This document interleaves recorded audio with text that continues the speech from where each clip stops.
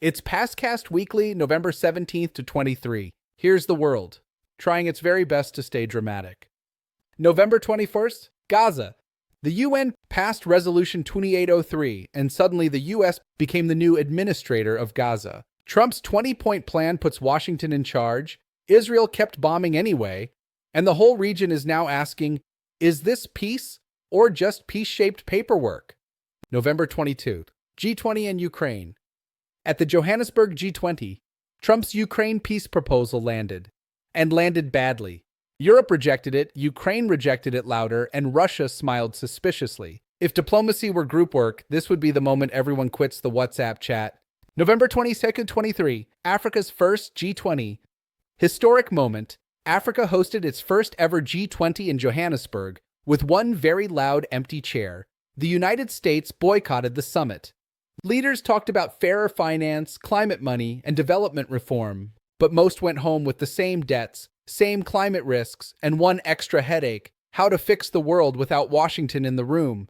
Symbolism, A+, deliverables, still pending. November 22nd, COP30 Brazil. COP30 ended with a deal to triple adaptation funding. Great. But countries still refuse to commit to phasing out fossil fuels. Not great. It's basically the world saying, we'll help you survive the fire, but don't ask us to stop lighting it. November 18th, 21, Japan versus China. Japan's Prime Minister Takaichi warned that a China attack on Taiwan would be an existential crisis for Japan. China responded with warnings, cancellations, and seafood bans. East Asia is now a full-blown diplomatic theater, and everyone's waiting for the next plot twist.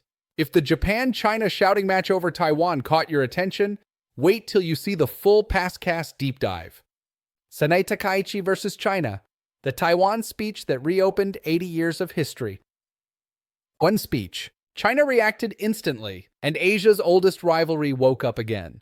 Watch the extended breakdown now. Fast, funny, and sharper than the G20 photographers shouting one more photo. And that's this week. Gaza got a new landlord. Ukraine got a peace plan nobody wants. Africa got a G20 without America. The climate got more funding but not less smoke. And Japan and China turned diplomacy into theater. Same world, new chaos. See you next week.